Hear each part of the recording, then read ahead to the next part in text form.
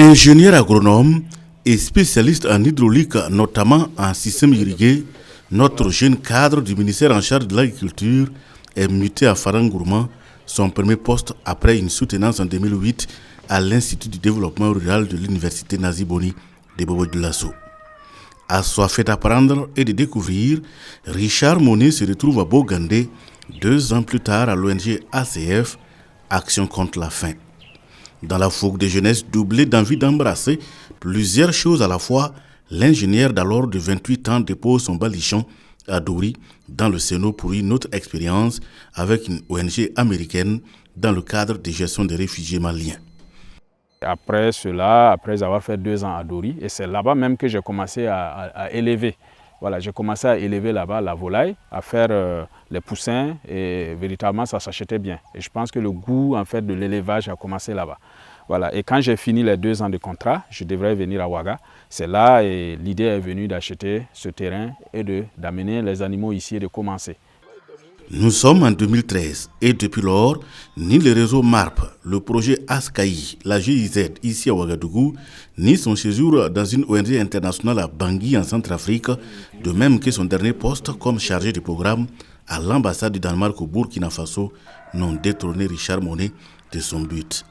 L'agroécologie, avec en ligne de mire, s'octroyer une ferme intégrée qui repose sur une production intelligente.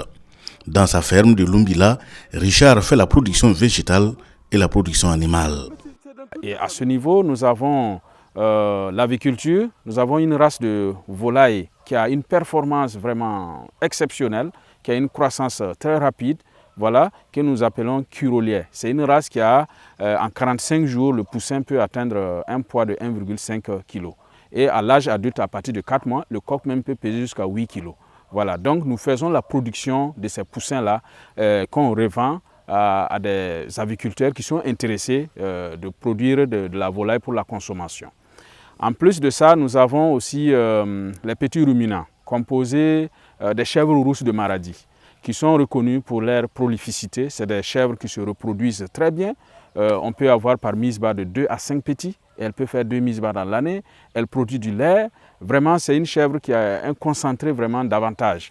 Et également aussi, sa chair ne dégage pas de mauvaise odeur. Elle est moins turbulente et tout. En plus de ça, nous avons aussi un mouton, une race de mouton qu'on appelle la race Balamine, qui vient également du Niger, qui a une très grande performance. Elle peut atteindre pratiquement 1 mètre de hauteur, et les mises-bas sont jumellaires également. Elle fait des mises-bas de 2 petits, et donc c'est un mouton qui a une très bonne performance. La production de Richard retient l'attention de plus d'un, non pas dans la production de masse, mais dans la qualité avec un savoir-faire où tout se passe sur place. La production végétale nourrit et soigne la production animale à son tour entretient la production végétale. Il compte 10 employés permanents. Il reçoit par an 20 stagiaires des instituts et écoles de formation en agronomie.